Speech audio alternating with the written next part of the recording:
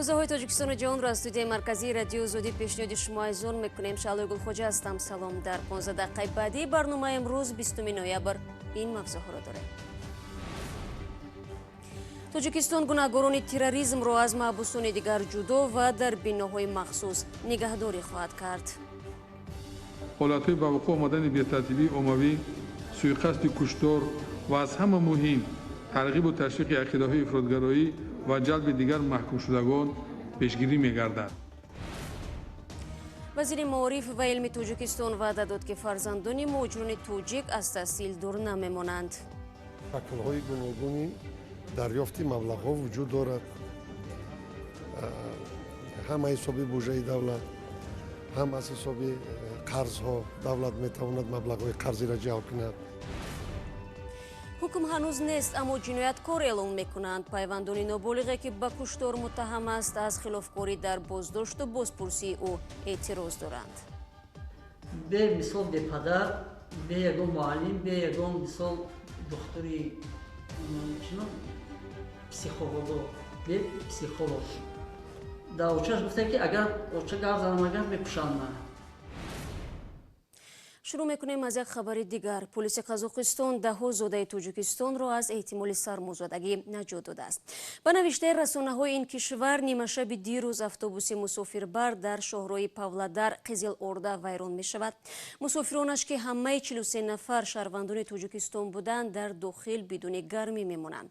در بین آنها 3 زن نیز قرار داشته است. آنها از روسیه به قزاقستان رهسپار بودند. اتوبوس را پلیس را پیدا کرده به شعبه حالت‌های فوق‌العاده منطقه خبر می‌دهد. مسافران بعداً به جای گرم انتقال یافتند.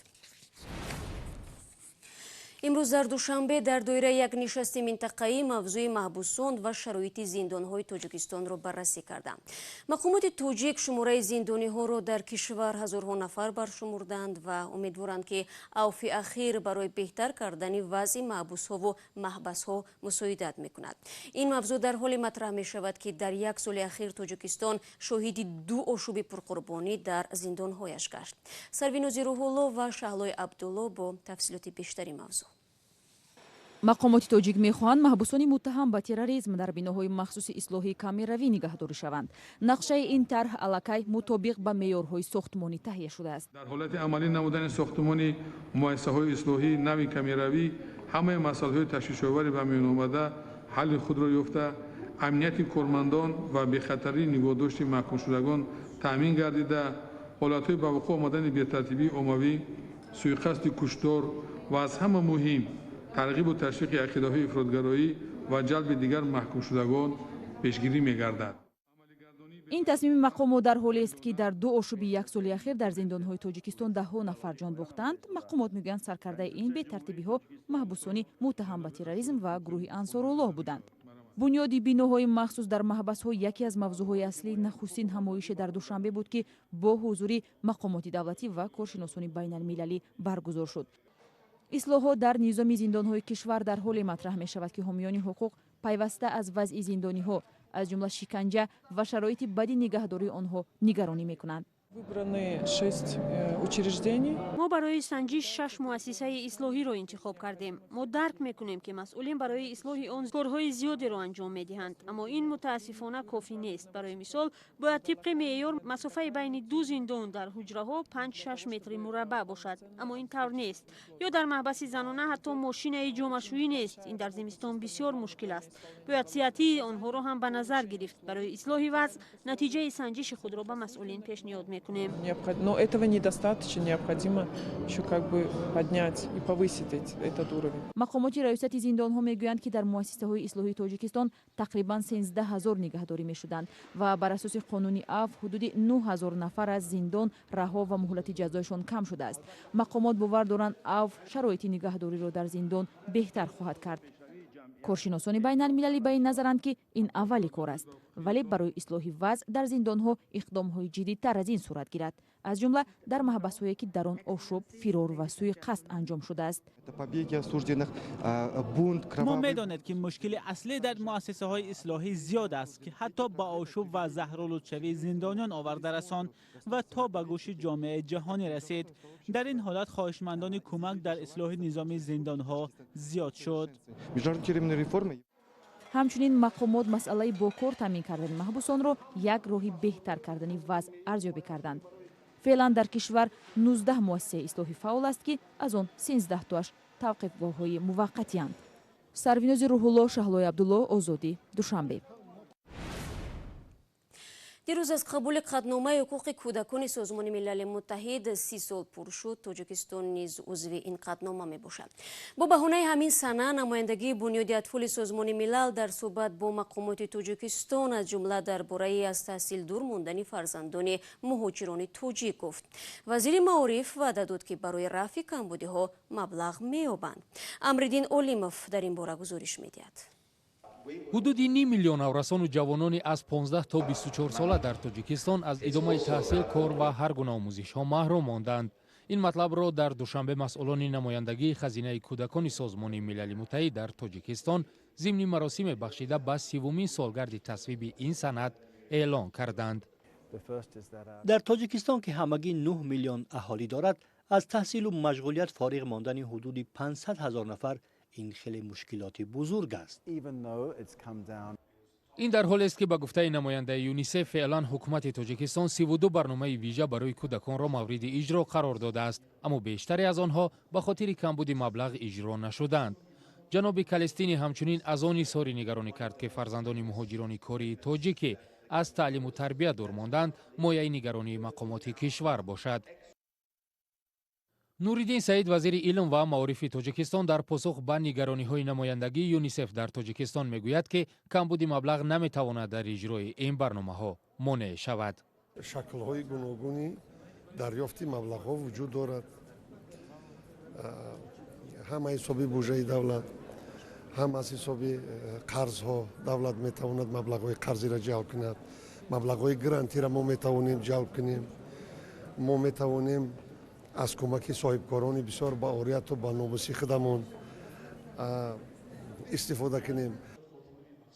намояндагии ЮНИСЕФ ҳисоб кардааст ки барои иҷрои комили ин барнома то соли 2003 маблағи баробари 16 миллиард доллар зарур аст. Раҷабмоҳ Ҳабибуллозода, омбудсмени кӯдакон дар Тоҷикистон гуфт ки ин барнома фарогири куллияи мушкилот дар тарбия ва таҳсили кӯдакон аст. мавзӯи баъдии мо низ марбут ба ҳуқуқи кӯдак аст. додгоҳи олии Тоҷикистон парвандаи наврасеро муҳокима дорад ки дар куштори 2 нафар муттаҳам мешавад. вакили дифои ноболиғи гумонбар мегӯяд, ҳарчанд додгоҳ ҳанӯз ҳукми худро содир накардааст, вале мақомоти интизомӣ дар барномаҳои худ ин наврасро ба унвони қотил ном мебаранд. ҳоло волидайни ин писарбача аз он ашк мерезанд ки барои исботи бегуноҳии фарзандашон дасти кӯтаҳ доранд, зеро ҳеҷ дархости онҳо аз ҷониби додрасҳо ба инобат гирифта намешавад. Зарангези Наврӯшо арзи онҳоро шунид. волидон ва вакили дифои ноболиғе ки дар қатли 2 нафар муттаҳам мешавад, аз намоиши ба такрори писари 15-солаашон дар телевизион нигаронӣ карда мегӯянд, ин гузориш ӯро дар чашми мардум гунаҳкор муаррифӣ кардааст. дар гузориши вазорати корҳои дохилӣ ки дар телевизиони давлатии Тоҷикистон бори дуввум аст намоиш дода мешавад, навраси 15 сола нақл мекунад ки чӣ тавр бо табар 2 нафарро кушта ба дарё партофтааст. волидон иддао доранд ки ин гузориш сохтаи мақомот аст ва аз он нигаронанд ки вақте ҳанӯз додгоҳ писари 15 солаи онҳоро ҷинояткор эътироф накардааст, ин гузориш эҳтимолияти бегуноҳии ӯро зери суол мебарад. ҳамин бачаи мара ҳамчун як ҷинояткори вазнин дар телевизион чанд боши нишон медиҳад. бачаи мара тарс додагиам, кия мира ба гардан мегирӣ. ман ай бачаам боварӣ надорам, ай як бачаи тарсонча буд. мурофиаи додгоҳии ноболиғ аз ноҳияи Варзоб ки дар куштори 2 корманди истироҳатгоҳи Ниланд дар тобистони имсол гумонбар дониста мешавад, ҳоло дар додгоҳ идома дорад. волидон мегӯянд, ягон дархости онҳо аз ҷониби додрасҳо ба назар гирифта намешавад ва боздошту бозпурсии ноболиғ хилофи қонунҳои Тоҷикистон ва конвенсияи ҳуқуқи кӯдаки Созмони Милали Муттаҳид сурат гирифтааст. ҳамин якум рӯзи аввал бе ман пурсидам, من ای دروازه بیرون کردم درو برام پرسیدن ای عبید تا ساعت 2 شب به مثال به پدر به یگان معلم به یگان مثال دکتری چنان پسیخولوگ به پسیخولوگ در اوچهش گفته که اگر اوچه گرد زنم اگر میکشن من هم مرا میکشن هم شما را. مقامات ادعای شکنجه شدن نابالغ گمانبر را رد میکنند، اما در رابطه با اعتراض والدان از نشری به تکرار گزارش در تلویزیون وزارت امور داخلی گفت از نورست فقط گمانبر معرفی کردند. نه اصلا میگه چهرهش چی باشه اون شوندگیم چهره و این خیلی اثبات کنه خیلی بخشی با میپسیمی گفتی نه اگر والدین شهرت و اسلامی دین دو جوان کشته شده هم به گناهکار بودن نابالغ 15 ساله شبهه دارند و میگویند در پشت این جنایت افراد دیگر میستند که مقامات باید آنها را پیدا نمایند. گمانبر 15 ساله کشتار 2 نفر در ملاقات با پیوندان و هم در مرافعه‌های دادگاهی گفته است او گناه ندارد و تحت شکنجه و فشار کشتار را اعتراف کرده است. گودک همه گپای نقل کرد. گفت که خیلی من بردن زدن همو یکم روز تا همه سیزا آوردن فقط میزدن هر شب میزدن بردن وای اویده گوجه امشب بردن زدن تاب موندن گفت دست سوید موندن گفت بروک ما کشیدن گفتن که اگر به کلا نمیگیری تجاوز میکنیم.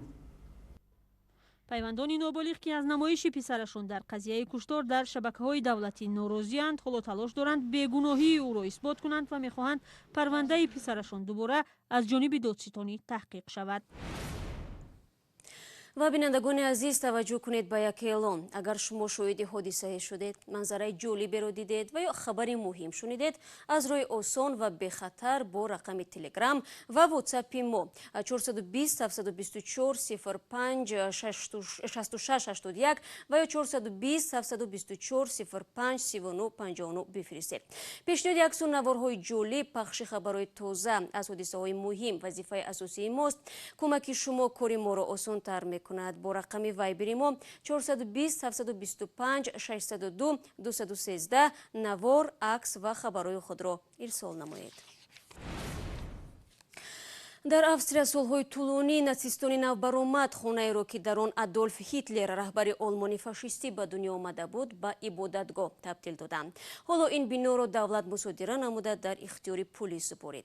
акнун агар ростгароҳои тозапайдо барои зиёрат биёянд, яқинан рост ба боздоштгоҳ мераванд. абдулло ашуров мавзӯъро идома медиҳад. неонатсистони тозапайдо дигар наметавонанд ба зиёрати хонае ки адольф ҳитлер зода шудааст бираванд, чун эҳтимол дорад онҳоро дар он ҷо боздошт кунанд.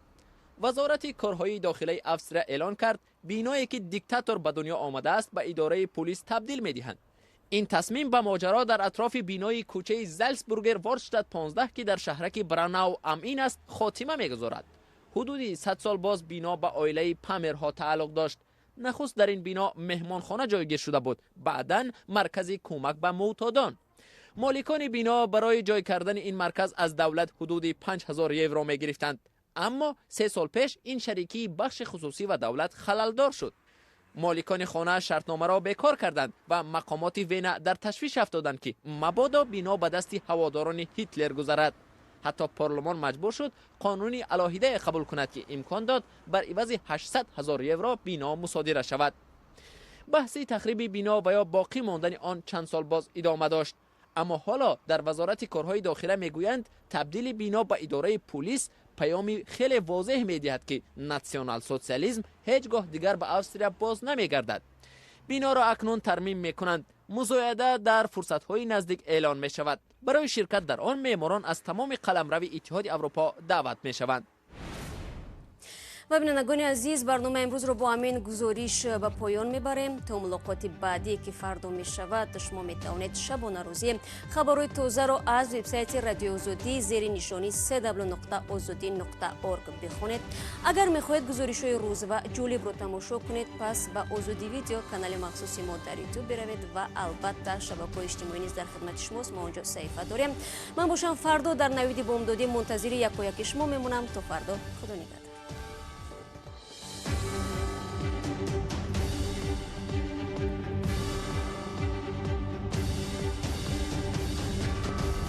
Radio